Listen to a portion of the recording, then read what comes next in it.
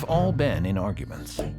And it wouldn't be an argument if you didn't believe that you were right and they were wrong. But aren't we all wrong sometimes? No one is right about all the things all the time. Research shows that admitting that we might be wrong can actually help us be better friends, happier people, and more effective advocates for our beliefs. This is called intellectual humility, and it's a gift. Not the kind you're born with, but the kind you can give yourself. So why don't we? Why is it so hard to admit that we might be wrong? In our minds, our ideas, assumptions, and experiences weave together to form our picture of the world. So you can see why it's painful to admit that something we believe in is wrong. One tug on the thread and it can feel like our whole sense of self is unraveling. In fact, studies show that our brains actually react to attacks on our beliefs the same way as threats to our physical well-being. Our natural human tendency is to avoid those threats, surround ourselves with people who think just like us. It doesn't matter how smart or well-educated you are, anyone can fall into these traps.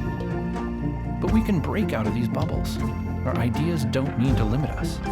We just need to remember that some of the things we know are wrong or incomplete. It doesn't have to feel like a failure. It can feel like a relief. We can let go of the ideas that were holding us back from growth. This is one of the key features of intellectual humility, that willingness to accept and admit that you might be wrong. Early research shows that people who practice intellectual humility make more thoughtful decisions, have stronger connections with their friends and partners, and are more tolerant, which could lead to a happier life. We live in a time where there's pressure to appear like you're always right, but recognizing an incompleteness in our knowledge isn't weakness or ignorance. It's the opposite.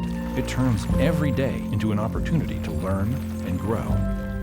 In fact, people who practice intellectual humility are shown to be better at recognizing persuasive arguments.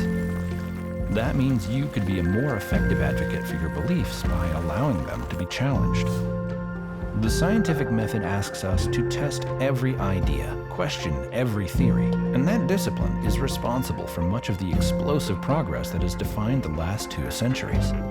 Intellectual humility is the same principle applied to the individual, constantly refining your understanding of the world and yourself. The person you are now only exists because the person you were was willing to grow into something new. Intellectual humility is that willingness. It allows us to constantly search through our understanding of the world and bit by bit, make it better.